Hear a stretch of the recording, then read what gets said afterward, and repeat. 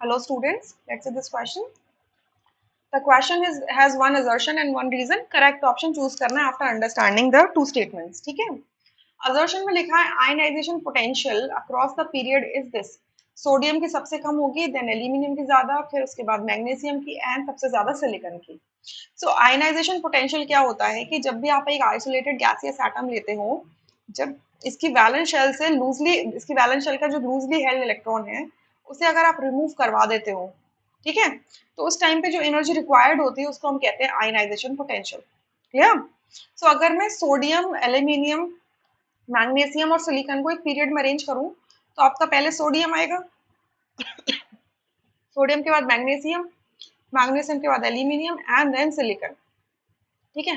सो जब हम एक पीरियड में मूव करते हैं तो साइज क्या होता है, डिक्रीज हो जाता है. एटॉमिक रेडियस क्या होता है, डिक्रीज हो जाता है. क्यों? क्योंकि नंबर ऑफ शेल सेम है, ये थर्ड पीरियड के एलिमेंट्स हैं. ठीक है, तो आपके नंबर ऑफ शेल्स तो सेम है, तो आपका एक एक इलेक्ट्रॉन इंट्रोड्यूस होता जा रहा है जिससे नया एक एलिमेंट आपका बनता जा रहा है. सो एक इलेक्ट्रॉन आएगा तो एक प्रोटॉन भी जाएगा न्यूक्लियस के अंदर. ठीक है, सो जो इनकमिंग इलेक्ट्रॉन है, जो नया इलेक्ट्रॉन आता जा रहा है, ठीक है, वो आपका इनर शेल जो है आपके वैलेंस इलेक्ट्रॉन पे बहुत अच्छा शील्डिंग इफेक्ट कॉज नहीं करता. ठीक है, क्योंकि शेल क्या है, कांस्टेंट है, शेल चेंज नहीं हो रही है. बट एक एक इलेक्ट्रॉन के साथ साथ एक एक आपका प्रोटॉन भी इंक्रीज होता जा रहा है, सॉरी प्रोटॉन इंक्रीज होता जा रहा है, तो आपका न्यूक्लियर चार्ज भी इंक्रीज हो रहा है.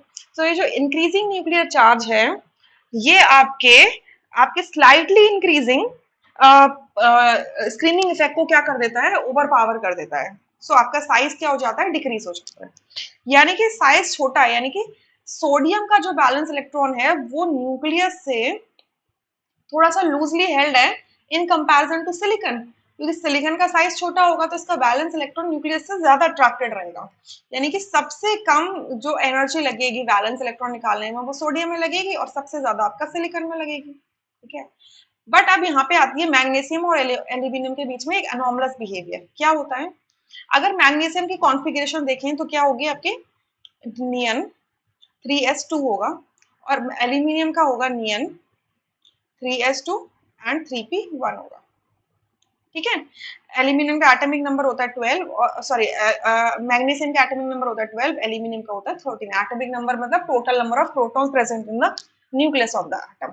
ठीक है, सो अब इस इलेक्ट्रॉनिक कॉन्फ़िगरेशन में आप क्या देखते हो कि कॉमन चीज क्या है, कॉमन चीज ये है, इतना पोर्शन क्या है, कॉमन है. एल्यूमिनियम में डिफरेंट क्या है, 3p के अंदर एक इलेक्ट्रॉन प्रेजेंट है. अब देखो 3p ऑर्बिटल जो होती है वो थोड़ा सा डिफ्यूज्ड होती है, मतलब फैली हुई होती है, तो इलेक्ट्रॉन डेंसिटी भी फैली हुई रहेगी, तो न्यूक्लियस इसको स्ट्रांगली अट्रैक्ट नहीं कर पाएगा. सो 3p से मतलब p ऑर्बिटल से इलेक्ट्रॉन निकालना इज इजियर, p ऑर्बिटल से इलेक्ट्रॉन निकालना is easier in comparison to s orbital.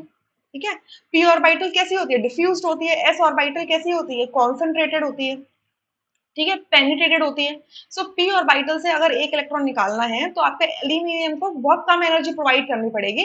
But अगर वहीं साथ के साथ आप मैग्नीशियम से एक इलेक्ट्रॉन निकालोगे तो s ऑर्बिटल से निकालोगे, तो s ऑर्बिटल क्या है, अट्रैक्टेड रहेगी न्यूक्लियस की तरफ. ठीक है, न्यूक्लियस की तरफ अट्रैक्टेड रहेगी, जिस वजह से आपका एक इलेक्ट्रॉन मैग्नीशियम से निकालने के लिए बहुत एनर्जी डिमांड करेगा. सो आपका सोडियम की अगर सबसे कम आयनाइजेशन पोटेंशियल है, फर्स्ट आयनाइजेशन पोटेंशियल, तो उसके बाद आपकी एल्यूमिनियम की आ जाएगी, फिर मैग्नीशियम की और फिर सिलिकॉन की. यानी कि ये बिल्कुल ट्रू ऑर्डर भी है. रीजन कह रहे हैं कि ionization potential decreases with decrease in atomic size.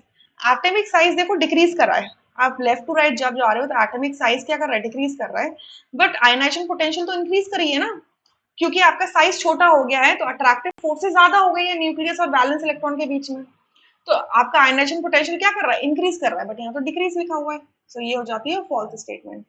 तो फर्स्ट असर्शन ट्रू है और रीजन फॉल्स, रीजन क्या है, इनकरेक्ट है, यानी कि थर्ड ऑप्शन यहाँ से करेक्ट आएगा, रेस्ट ऑप्शंस आर इनकरेक्ट.